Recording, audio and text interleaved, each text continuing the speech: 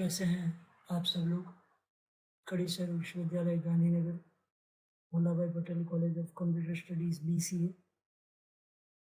BCA semester 1 में BCA 105 digital electronics, उसका आज का टॉपिक है जनरेशन ऑफ कंप्यूटर। मैं डॉक्टर अभिजीत सिंह जाडेजा आप सभी लोगों का स्वागत करता हूं। आज के इस टॉपिक के अंदर computer evolutions and computer history की बात होगी, जिसमें कंप्यूटर किस तरह से आगे बढ़े और कितनी जनरेशन के द्वारा हमको ये टेक्नोलॉजी का आविष्कार प्राप्त हुआ है, वो हम देखेंगे। तो चलिए मैं और आप सब लोग आगे बढ़ते हैं। आगे बढ़ने से पहले आपकी स्क्रीन के सामने जो लेफ्ट साइड है वो पहले का डेस्कटॉप कंप्यूटर, बेसिक गेम्स जैसे कि मारियो और बेसिक ग्राफिक्स वाले गेम से लेके आजकल की लेटेस्ट गेम दिखाई है। राइट साइड पे एक गर्ल जो है वो वर्चुअल रियलिटी के अंदर वीआर ग्लास, जिसको हम लोग वर्चुअल रियलिटी कहते हैं, उसके अंदर एक क्रिएटिविटी गेम खेल रही है। ये completely एडवांस टेक्नोलॉजी मानी जाती है virtual reality. So let we start generation of computer. ये टॉपिक की बेनिफिशियरी मतलब कौन से विद्यार्थी के लिए ये टॉपिक काम का है? BE BTech computer engineering students, diploma engineering students, BSc IT students, BCA students, post graduate diploma in computer application students. ये टॉपिक समझने के लिए प्री रिक्विजिट कोई नहीं है, क्योंकि ये कंप्यूटर की हिस्ट्री है, कंप्यूटर का एवोल्यूशन मतलब कि किस तरह से कंप्यूटर आगे बढ़े हैं, वो सब चीज़ की चर्चा है। सो इसकी कोई इस टॉपिक के अंदर जाने से पहले कोई प्री रिक्विजिट या आपको कुछ भी आता हो ऐसा ज़रूरी नहीं है। सो pre requisite nothing. Generation of computer start करने से पहले जनरेशन ऑफ कंप्यूटर का क्लासिफिकेशन जो चीज़ पे हुआ है वो है उनका डेवलपमेंट टाइम, उनकी कैटेगरी और उनके एडवांटेजेस, डिसएडवांटेजेस और कैरेक्टरिस्टिक्स। जनरेशन ऑफ कंप्यूटर्स देखा जाए तो first generation, second generation, third generation, fourth generation and fifth generation. So one by one हम लोग स्टार्ट करते हैं। ऑल 5 जनरेशन ऑफ कंप्यूटर में जाने से पहले आपके सामने जो स्क्रीन है उस स्क्रीन के अंदर पांचों के पांचों जनरेशन के कंप्यूटर्स को एज ए सिंबल दिखाया गया है। जहां मेरा कर्सर अभी घूम रहा है यह है जनरेशन 1 कंप्यूटर, जिसको एनियाक कहते हैं, और ये दुनिया का सबसे बड़ा कंप्यूटर माना जाता था, सबसे प्रथम कंप्यूटर माना जाता था। उसके बाद एडवैक और एडसैक, पेट और आईबीएम कंपनी ने बनाया। उसके बाद जो चीज़ आपके सामने है वो है थर्ड जनरेशन, जिसको हम डेस्कटॉप कंप्यूटर कहते हैं। फोर्थ जनरेशन में आजकल यूज़ होने वाले लैपटॉप और वो सब चीज़ें हैं। फ्रेंड्स, फिफ्थ जनरेशन में मैक्सिमम वेरिएबल डिवाइस आएगी, आर्टिफिशियल इंटेलिजेंस ही होगी। कंप्यूटर कभी भी ह्यूमन के बॉडी का पार्ट बनेगा और ह्यूमन के साथ compete करेगा। तो ये first, second, third, fourth and fifth generation computer, 5 generation computers के सिंबॉलिक डेटा और सिंबॉलिक पिक्चर्स आपके सामने मौजूद है। सो वन बाय वन हम स्टार्ट करते हैं। फर्स्ट जनरेशन कंप्यूटर्स, इसका टाइम पीरियड था 1951 से 1959।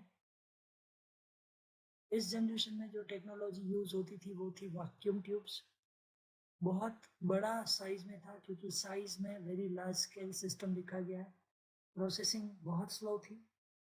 यदि कैरेक्टरिस्टिक्स देखी जाए तो इसके अंदर डेटा को एग्जीक्यूट करने के लिए या कंप्यूटर की प्रोसेस के लिए magnetic drums, magnetic tapes, programming बहुत difficult, use machine language and assembly language only, और वैक्यूम ट्यूब यूज होने के कारण ये कांच की ट्यूब जो आपको यहाँ पे ऊपर दिखाई दे रही है वहाँ पे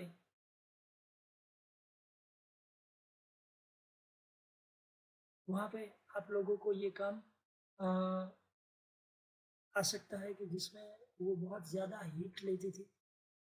और फर्स्ट जनरेशन के कंप्यूटर के अंदर आप देख सकते हैं कि सीपीयू के अंदर इंसान खड़ा होकर मैग्नेटिक टैप और वैक्यूम ट्यूब को कंट्रोल कर रहा था। यहाँ जो ग्राफिकल पिक्चर है वहाँ पे आप थोड़ा गौर कीजिएगा। When the heater power is on, सबसे पहले उसके जो कैथोड, जो नीचे वाली जो स्प्रिंग दिखाई दे रही है, उसको पावर दिया जाता था। Heat cause electronics from the anode to cathode, नीचे एनोड रहता था, ऊपर कैथोड रहता था। फिर बैटरी से एक्स्ट्रा पावर दिया जाता था, जैसे कि आप देख सकते हैं कि पावर जा रहा है। एक्स्ट्रा पावर जाने के कारण ये ग्लास की ट्यूब थी, वैक्यूम ट्यूब थी, वो ज़्यादा हीट होती थी। और डबल बैटरी, मतलब कि एक कैथोड और एनोड के लिए और दूसरा इलेक्ट्रोड के लिए, दो दो जगह से पावर आने के कारण ये ज़्यादा हीट जनरेट करता था ये कंप्यूटर। और जैसे कि आप ऊपर के सिंबल में देख ही रहे हैं जहाँ मेरा कर्सर घूम रहा है, कैथोड से एनोड की तरफ इलेक्ट्रॉन का प्रवाह बढ़ता था। ये ग्लास की ट्यूब थी जो कांच की थी, इसके कारण वो टूटती थी। इंसान को भी हार्मफुल था और साइज में भी बड़ा था। और ये इतना बड़ा था कि एक कमरे के अंदर पूरा सीपीयू था, जैसे कि आप देख रहे हैं इस पिक्चर में कि ये जो इंसान है वो सीपीयू के अंदर बैठ के वैक्यूम ट्यूब्स को मैनेज कर रहा था। तो ये था first generation of computer. Second generation of computer में 1959 से 1963 का टाइम था। टेक्नोलॉजी में यूज हुआ ट्रांजिस्टर्स, साइज स्मॉलर हुआ, प्रोसेसिंग फास्टर हुआ। और कैरेक्टरिस्टिक्स यदि देखी जाए तो उसमें मैग्नेटिक ड्रम थी। तो यहाँ पे अब आया magnetic cores, magnetic disk, use higher level language and easier to program. मतलब कि साइज तो इसकी छोटी हुई, क्योंकि ट्रांजिस्टर जहाँ पे मेरा अभी कर्सर घूम रहा है आप देखिए, आज भी बहुत सारी जगह पे सीपीयू में या कहीं पे भी आपने इसको देखा है। टाइटल में जहाँ सेकेंड जनरेशन है, जहाँ मेरा कर्सर घूम रहा है वहाँ पे आप देख सकते हैं इसको ट्रांजिस्टर कहते हैं। और ये भी ट्रांजिस्टर है। सेकेंड जनरेशन का कंप्यूटर साइज में छोटा हुआ। आप यहाँ पे जो देख रहे हैं वो सीपीयू है, टाइपराइटर जैसी चीज पड़ी है, एज वेल एज यहाँ पे मैग्नेटिक टैप या मैग्नेटिक डिस्क यूज हुई, जिसके कारण इंसान ने कंप्यूटर का साइज स्मॉल कर दिया। और जो वैक्यूम ट्यूब ब्लास्ट होती थी, कांच की ट्यूब, वो चली गई, उसकी जगह ले ली ट्रांजिस्टर्स ने। फायदा ये हुआ कि अब हायर लेवल प्रोग्रामिंग होने लगी है और प्रोग्रामिंग इजी भी हो गई, साइज भी कम हुआ, हीट जनरेशन और पावर जनरेशन भी कम हुआ। Third generation of computer my friends, time period था 1963 से 1975। यहाँ पे जिस टेक्नोलॉजी का आविष्कार किया गया वो आज भी चल रही है, आईसी, मतलब कि integrated circuit I. It incorporate many transistors and electronic circuit on a single chip, size small as a compared to second generation computer। मतलब कि सेकेंड जनरेशन का जो कंप्यूटर था उसकी कंपैरिजन में बहुत छोटा हो चुका। Processing faster than second generation computer. Characterise देखा जाए तो micro computer assemble by multiple users from remote terminals. जैसे कि आप यहाँ पे एक सर्किट देख रहे हैं और उस सर्किट में प्रवाह आता था और प्रवाह के हिसाब से उसके अंदर इलेक्ट्रॉनिक सिग्नल के द्वारा पूरा इनपुट और आउटपुट नियमन हो रहा था। यहाँ पे भी जो नीचे दिखाई गया है एनिमेटेड में, वो इंटीग्रेटेड सर्किट के द्वारा रेड और ग्रीन लाइट से इनपुट और आउटपुट जनरेट होता था। आईसी मतलब कि इंटीग्रेटेड सर्किट। और आज भी हम बहुत सारे इंटीग्रेटेड सर्किट को देखते हैं। आप जब भी कोई रेडियो या कोई भी टेलीविज़न खोलते हैं तो आपको ऐसे ग्रीन बोर्ड पे, जिसको हम पीसीबी बोर्ड कहते हैं, जिसको हम लोग एक्चुअल में मदर बोर्ड कहते हैं, जिसके ऊपर सर्किट लगता है, तो वो जो सर्किट है वो इंटीग्रेटेड सर्किट है। थर्ड जनरेशन का कंप्यूटर 1963 से 1975 माइक्रो कंप्यूटर कहा गया और बहुत सारे यूजर अलग अलग जगह से उसको कंट्रोल कर सकते थे। भैया फोर्थ जनरेशन का कंप्यूटर है, इसका टाइम पीरियड आप देख सकते हैं 1975 से 2015, मतलब कि जस्ट 5 साल पहले ये जनरेशन है वो इनकॉर्पोरेट लेवल पे डिक्लेयर किया गया कि ये ओवर है। जहाँ टेक्नोलॉजी की बात करें तो VLSIC very large scale integrated circuit थी। It incorporate many million of transistors and electronic circuit. मतलब कि इसके अंदर सबसे बड़ी चीज़ ये थी कि इसमें बहुत मिलियंस मतलब लाखों ट्रांजिस्टर्स और लाखों सर्किट्स यूज होते थे, इंटीग्रेटेड सर्किट। इसीलिए इसको VLSI कहा गया, very large scale integration. Size देखा जाए तो small compare to first generation computer, processing faster than first generation and faster than even third generation. जैसे कि यहाँ ग्राफिक्स में दिखाया गया है कि ये लैपटॉप आ चुके हैं और उसको हम लोग आज भी यूज करते हैं लैपटॉप को, क्योंकि लैपटॉप हमेशा के लिए एवरग्रीन है। कैरेक्टराइज देखा जाए, the personal computer and user friendly, micro programs, very fast processor chip, higher level language का यूज होने लगा। ऑब्जेक्ट ओरिएंटेड प्रोग्रामिंग मतलब कि C++ जैसी लैंग्वेज भी इसमें ढूंढी गई। Multi user and multi operating system develop, मतलब कि एक कंप्यूटर में एक से ज़्यादा लोग, मतलब माइक्रोसॉफ्ट की बात करें तो Windows NT, Windows 10, Windows 7, Windows server, ये सब ऑपरेटिंग सिस्टम जो मल्टीपल यूजर के द्वारा मैनेज होती है वो इसी टाइम पे ढूंढी गई। यहाँ जो ग्राफिक्स दिखाई दे रहा है वो आप देख सकते हैं, जहाँ मेरा कर्सर घूम रहा है। मल्टीपल ऑपरेटिंग सिस्टम एक ही कंप्यूटर में डाली गई, Windows, Unix, Linux, crawling, data transferring, और यहाँ हार्ड डिस्क के अंदर मल्टीपल ऑपरेटिंग सिस्टम को मैनेज किया गया। यदि आप यहाँ देखें तो आप क्लियरली समझ जाएंगे कि एक लैपटॉप को एक माइक्रो कंट्रोलर प्रोग्रामिंग बोर्ड के साथ कनेक्ट किया गया है, जिसके द्वारा इनपुट सिग्नल से वेरियस प्रकार के आउटपुट को मैनेज किया गया है। जैसे कि इनपुट सिग्नल डिफरेंट हुए तो यहाँ पे आउटपुट के अंदर आप देख रहे हैं रेड कलर की LED ऑन ऑफ हो रही है। एज वेल एज यहाँ पे वायरलेस सिग्नल है वो एटमोसफियर में जा रहे हैं। देखिए आप आउटपुट है, आउटपुट के बाजू में एक वायरलेस सिग्नल्स के सिंबल्स जो GIF में दिखाए गए हैं।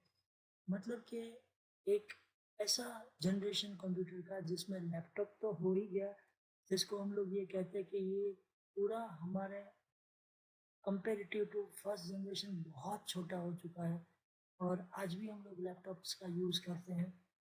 और लैपटॉप के साथ एक्सटर्नल माइक्रो कंट्रोलर बोर्ड को भी कंट्रोल किया गया है। तो भैया ये था फोर्थ जनरेशन कंप्यूटर जिसमें स्पेशली VLSI यूज हुआ। फिफ्थ जनरेशन ऑफ कंप्यूटर, जहाँ पे आप देख रहे हैं इंसानों की टेक्नोलॉजी के साथ एक कनेक्टिविटी दिखाई गई है। टाइम पीरियड है 2015 से लेके फ्यूचर टेक्नोलॉजी। यहाँ पे जो मेन टेक्नोलॉजी यूज हो रही है या फ्यूचर में आविष्कार आप देखेंगे वो है AI, artificial intelligence. Fifth generation के अंदर सुपर कंप्यूटर और ह्यूमन कंप्यूटर्स, ह्यूमन बोर्ड्स का यूज किया जाएगा।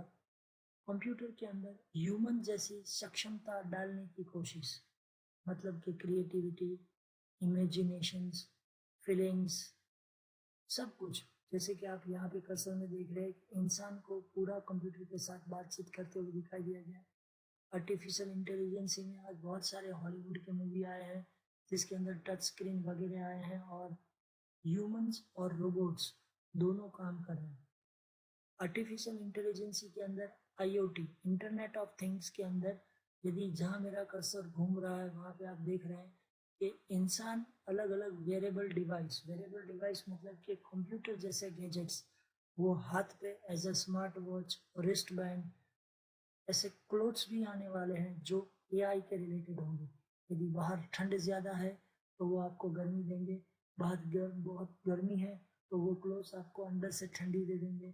सेंसर से भरी हुई टेक्नोलॉजी, और सेंसर्स ह्यूमन के बॉडी का पार्ट बनेंगे जिसको हम वेरेबल डिवाइस कहेंगे, जिसके द्वारा ह्यूमन का brain as well as wearable device को माइक्रो कंट्रोलर, माइक्रो प्रोसेसर और हाई आर्टिफिशियल इंटेलिजेंसी जैसे प्रोसेसर के साथ इनकॉर्पोरेट किया जाएगा और कंप्यूटर के अंदर इंसानों जैसी क्षमता डालने की पूरी कोशिश की जा रही है। और उस जनरेशन को हम कहेंगे fifth generation computer. IoT, internet of things, robotics, sensors, wearable device, data security, touch panel. अपने एवेंजर्स या ऐसी दूसरी मूवीज में आपने देखा होगा कि उनके जो हीरो है, उनके सुपर हीरो है, वो टच स्क्रीन के द्वारा बहुत कुछ मैनेज करता है, आवाज़ों के द्वारा बहुत कुछ मैनेज कर रहा है। आजकल हम लोग भी एलेक्सा, शिरी, बहुत बहुत ऐसी डिवाइस है जिसको हम लोग सिर्फ आवाज़ से मैनेज कर रहे हैं। So this is fifth generation computer. यदि कंपैरिजन देखा जाए फर्स्ट जनरेशन से लेके फिफ्थ जनरेशन का, तो आपकी स्क्रीन के सामने है। First generation 1959, vacuum tube use हुआ। एडवांटेज, मशीन लैंग्वेज इंट्रोड्यूस हुई सबसे पहले। डिसएडवांटेज, बहुत कॉस्टली था, ह्यूज इन साइज था, एक्सप्रेस एक्सेस पावर, और उसमें वैक्यूम ट्यूब ब्लास्ट भी होती थी। एग्जाम्पल, इस टाइम पे जो कंप्यूटर आए उस कंप्यूटर का नाम दिया गया एनियाक, एडवैक और IBM इंटरनेशनल बिजनेस मशीन में 700 सीरीज पहली बार निकली। सेकेंड जनरेशन जैसे मैंने ऑलरेडी बताया है 1959 से 1963। जिस डिवाइस का यूज हुआ उसको ट्रांजिस्टर्स कहते थे। Less expensive, less power, cheaper and smaller in size.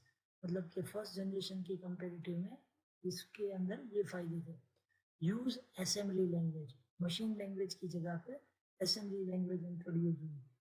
इस टाइम पे जो प्रोसेसर आए उस प्रोसेसर का नाम था IBM 7090, IBM 70941, IBM 90942। तो ये था second generation of computer. Third generation of computer आया था वो 1963 से 1975। इसमें जो डिवाइस इंट्रोड्यूस हुई उस डिवाइस का नाम था इंटीग्रेटेड सर्किट। सेमीकंडक्टर मेमोरी, बहुत छोटा था, फास्टर था, चीपर था और सस्ता भी हुआ computer. Limited storage, not portable, मतलब कि डेटा को स्टोर करने के लिए थर्ड जनरेशन में इवन फ्लॉपी की शोध भी नहीं हुई थी। तो डेटा को स्टोर करने के लिए मैग्नेटिक टैप जैसी एक ही डिवाइस थी जिससे लिमिटेड डेटा स्टोर होता था, और उसको आसानी से एक जगह से दूसरी जगह पे ले जाना थोड़ा तकलीफ वाला था, तो इसके लिए नॉट पोर्टेबल। IBM 30 सीरीज और साइबर 175 जैसे प्रोसेसर का यूज हुआ। फोर्थ जनरेशन ऑफ कंप्यूटर 1975 से 1915। इसका मतलब ये हुआ कि 25 प्लस 15, 40 साल के अंदर फोर्थ जनरेशन ऑफ कंप्यूटर सबसे ज़्यादा बिग ड्यूरेशन माना जाता है। इसके अंदर जो टेक्नोलॉजी यूज हुई उस टेक्नोलॉजी का नाम था VLSI, माइक्रो प्रोसेसर। एडवांटेज ये था कि ये कंप्यूटर को लैपटॉप कहने लगा, स्मार्टफोन आए, high level programming language I, web platform मतलब कि WWW, क्योंकि इंटरनेट इसी दौरान 1998-1999 के अंदर इंटरनेट का यूज हुआ, तो वेब प्लेटफॉर्म ज़्यादा डिमांड में आए। मल्टीपल यूजर मैनेजमेंट, एक ही डिस्क, एक ही सर्वर को बहुत सारे यूजर मैनेज करने लगे। ये फोर्थ जनरेशन ऑफ कंप्यूटर था। इसके डिसएडवांटेज यदि देखा जाए तो डिसएडवांटेज थे NPL, नेचुरल प्रोग्रामिंग लैंग्वेज, जो प्रोग्रामिंग लैंग्वेज ह्यूमन की भाषा समझे। मैं जैसे आपके साथ बात कर रहा हूँ वैसे मैं कंप्यूटर के साथ बात कर सकूँ। Not working NPL। AI not implementation, AI मतलब आर्टिफिशियल इंटेलिजेंस का फुल इम्प्लीमेंटेशन नहीं था।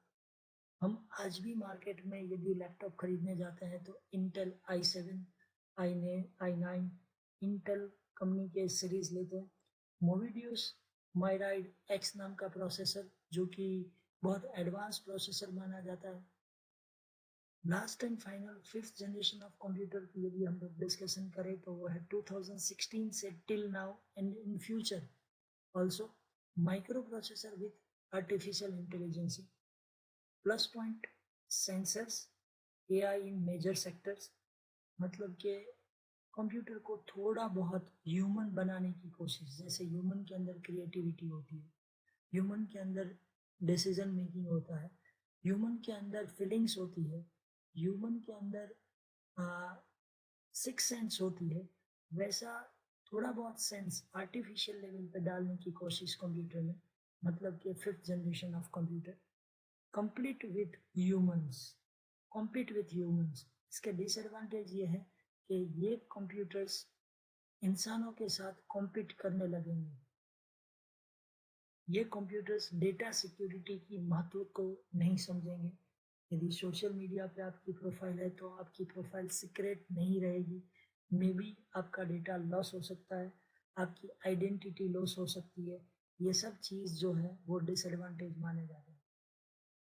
भैया फिफ्थ जनरेशन के अंदर जो प्रोसेसर या टेक्नोलॉजी यूज होगी वो है एक्स कोर एआई, जो कि बहुत एडवांस प्रोसेसर माना जाता है। आप इंटरनेट में से इसका डिटेल ले सकते हैं। जैकिंटो 7 सीरीज के प्रोसेसर। और आप लोगों को बता दें, गूगल की स्मार्ट कार या गूगल की ड्राइवरलेस कार, यही प्रोसेसर पे six sense technology artificial intelligence sensor के द्वारा चलती है, जिसमें कोई ड्राइवर नहीं है, फिर भी ये कार ट्रैफिक को मैनेज कर रही है, हर्डल्स को मैनेज कर रही है, एक्सीडेंट से भी बचा रही है। सो आपने गूगल कार का यदि एग्जाम्पल सुना है तो आप समझ सकते हैं कि ये फिफ्थ जनरेशन कंप्यूटर का एक बेहतरीन उदाहरण माना जाता है। गूगल कार के बारे में आपको जानना है तो आप यूट्यूब में जाके गूगल स्मार्ट कार करेंगे तो आपको पूरा चीज़ समझ में आएगा, किस तरह से सीसीटीवी कैमरा, सेंसर कैमरा के द्वारा ये कार कोई भी ड्राइवर के बगैर चलती है, जिसमें आपको एज अ पैसेंजर बैठना है। There is no driver, the car itself work as a robots, the car itself work as a artificial intelligence and it is a really blessed for us।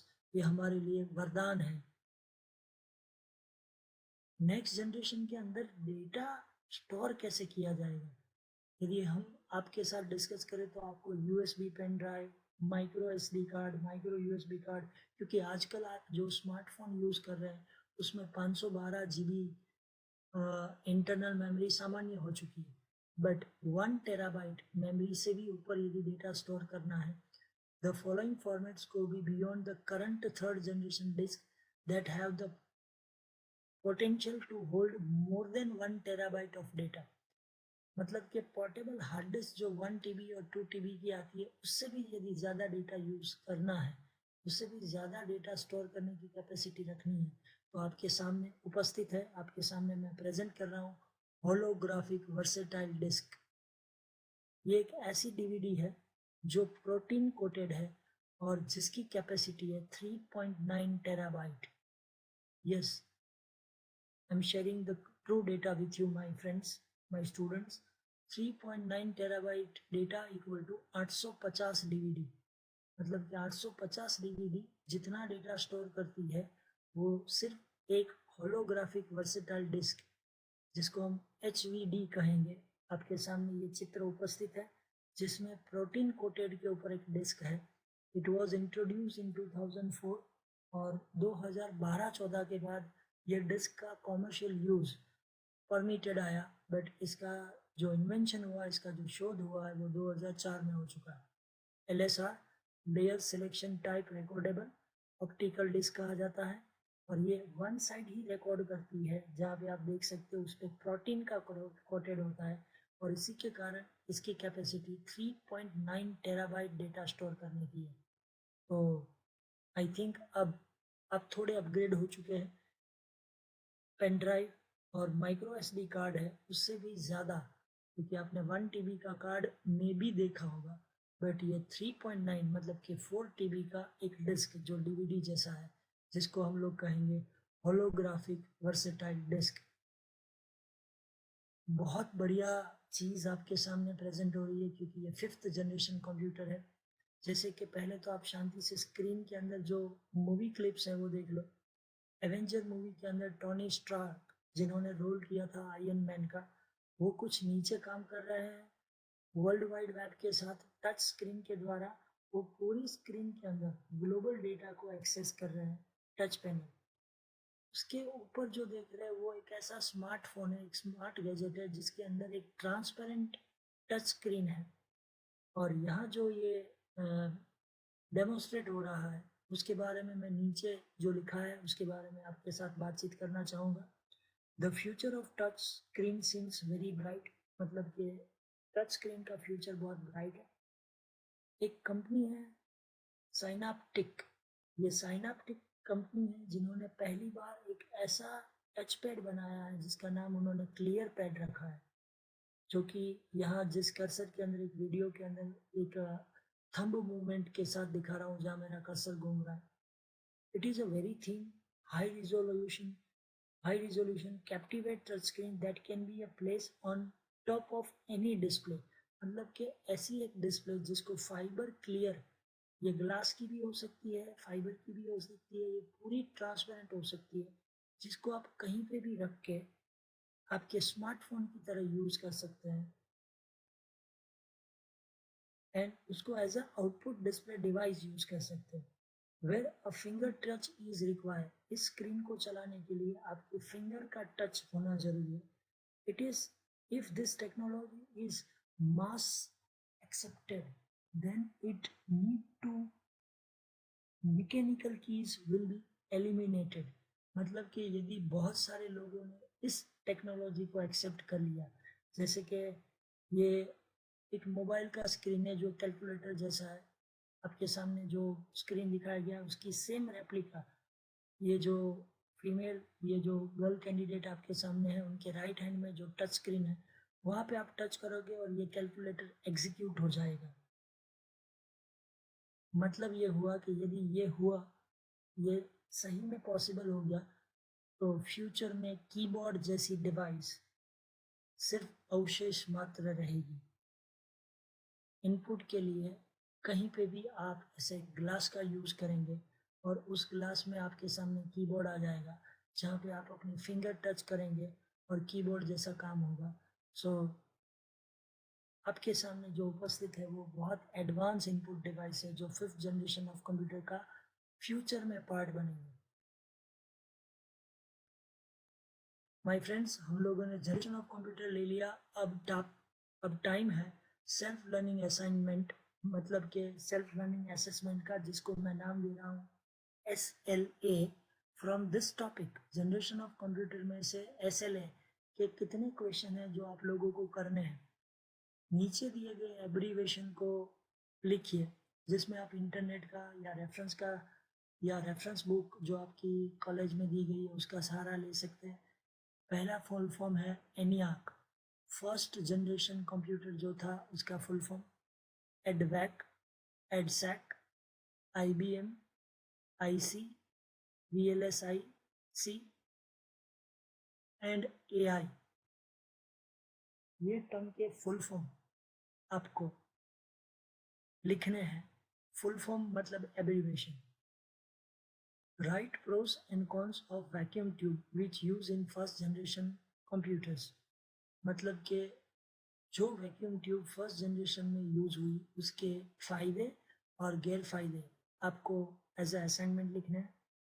Right pros and cons of transistors which use in second generation computers, मतलब कि second generation computer में जो transistor use हुए उसके फायदे और गैर फायदे यूज करने हैं, नोट्स में लिखने हैं, एज ए असाइनमेंट लिखने हैं, as a self learning assignment लिखना है। Write pros and cons of IC, integrated circuit, which use in third generation computers, तीसरी जनरेशन कंप्यूटर में यूज होने वाले इंटीग्रेटेड सर्किट के फायदे और गैर फायदे, उसी तरह से चौथे जनरेशन में यूज होने वाले VLSI के फायदे और गैर फायदे। नेक्स्ट क्वेश्चन है what is holographic disk, give brief information on it. Data storing करने के लिए होलोग्राफिक वर्सेटाइल डिस्क HVD क्या है और उसकी थोड़ी ब्रीफ इंफॉर्मेशन जो मैंने इस वीडियो में दी है, या आप कुछ थोड़ा सेल्फ लर्निंग सेल्फ सर्चिंग करके भी इसके बारे में लिख सकते हैं। What is touch screen, give brief information on it. Touch screen क्या है, सबसे पहले टच स्क्रीन क्या हुई दोस्तों, इसके लिए आप LCD, LED, touch panel, kiosk, ATM machine जो आजकल टच स्क्रीन से चलते हैं उसके एग्जाम्पल लेके बहुत अच्छी तरह से थोड़ा डेप्थ रिसर्च करके इसकी हिस्ट्री, इसकी करंट और इसकी फ्यूचर टेक्नोलॉजी जो मैंने इस वीडियो में आपके साथ शेयर की है उसके बारे में बहुत सुंदर से नोट्स बनाइएगा। Prepare comparison chart of all generation of computer with your own idea and own creativity।